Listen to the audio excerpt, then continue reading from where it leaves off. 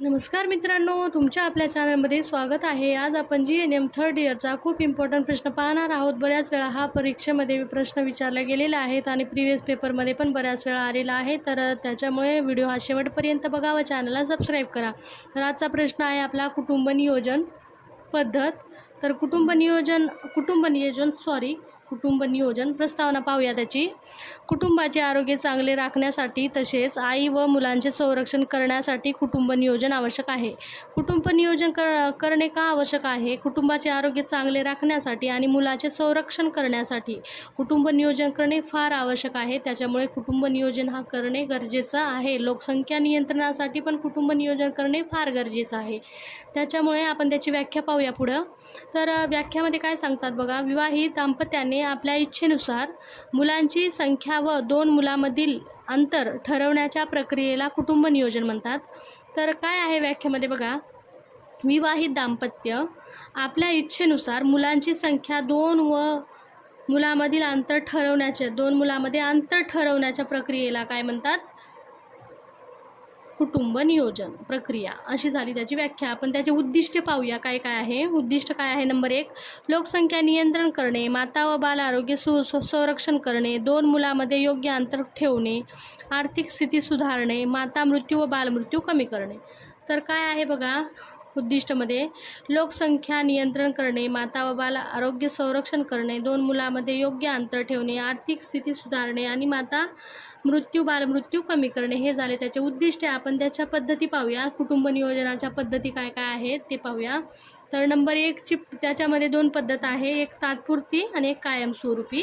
तर आपण तात्पुरती पद्धत पाहूया। तात्पुरती पद्धतीमध्ये 2 प्रकार पडतात, एक नैसर्गिक पद्धत आणि एक कृत्रिम पद्धत।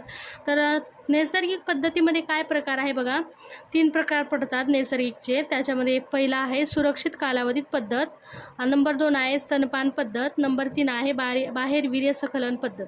ही झाली नैसर्गिक पद्धत। कृत्रिम पद्धतमध्ये काय येतो बघा, निरोध।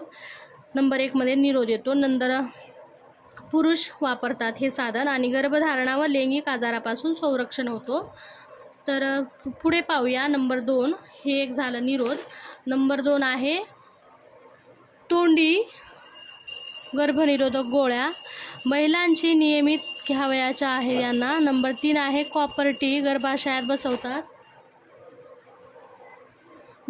बसवतात आणि दीर्घकाळ संरक्षण मिळतो याच्यासाठी। कॉपर टी काय आहे, गर्भाशयात बसवतात, दीर्घकाळ याच्यामुळे संरक्षण होतो, गर्भधारणा ह्याच्यामुळे टाळता येते।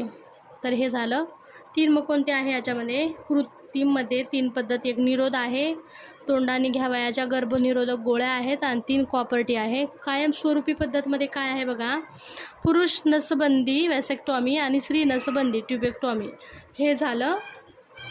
आणि आपण आता पाहूया कुटुंब नियोजनाचे फायदे। आईचे आरोग्य चांगले राहते, मुलांना योग्य संगोपन मिळतो आणि आर्थिक भार कमी होतो, लोकसंख्या नियंत्रण होते, कुटुंबाचा जीवनमान सुधारतो। तर कुटुंब नियोजनाचे फायदे काय आहे? आईचे आरोग्य चांगले राहते, मुलांना योग्य संगोपन मिळतो, आर्थिक भार कमी होतो, लोकसंख्या नियंत्रण होते आणि कुटुंबाचे जीवनमान सुधारते। त्याच्यामध्ये परीक्षारिकेची भूमिका काय आहे? जनजागृती करणे, योग्य सल्ला देणे, गर्भनिरोधक साधनाची माहिती देणे, माता व बालकाची तपासणी करणे आणि फॉलोअप करणे।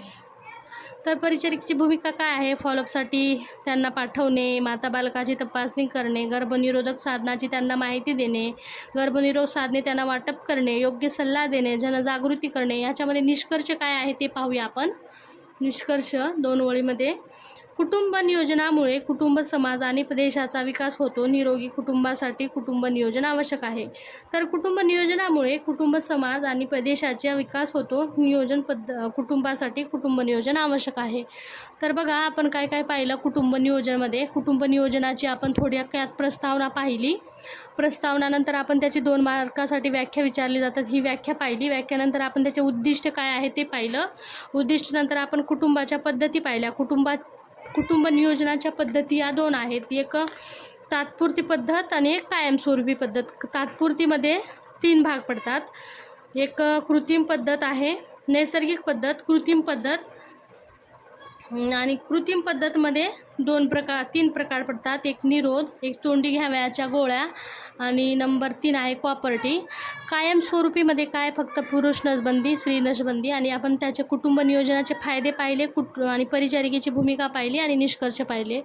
असा हा प्रश्न होता मित्रांनो. खूप इम्पॉर्टंट प्रश्न आहे, बऱ्याच वेळा एक्झाममध्ये विचारला गेलेला आहे. तर व्हिडिओला लाईक करा, मित्रांना शेअर करा, कमेंट करा. भेटूया नेक्स्ट व्हिडिओमध्ये. बाय.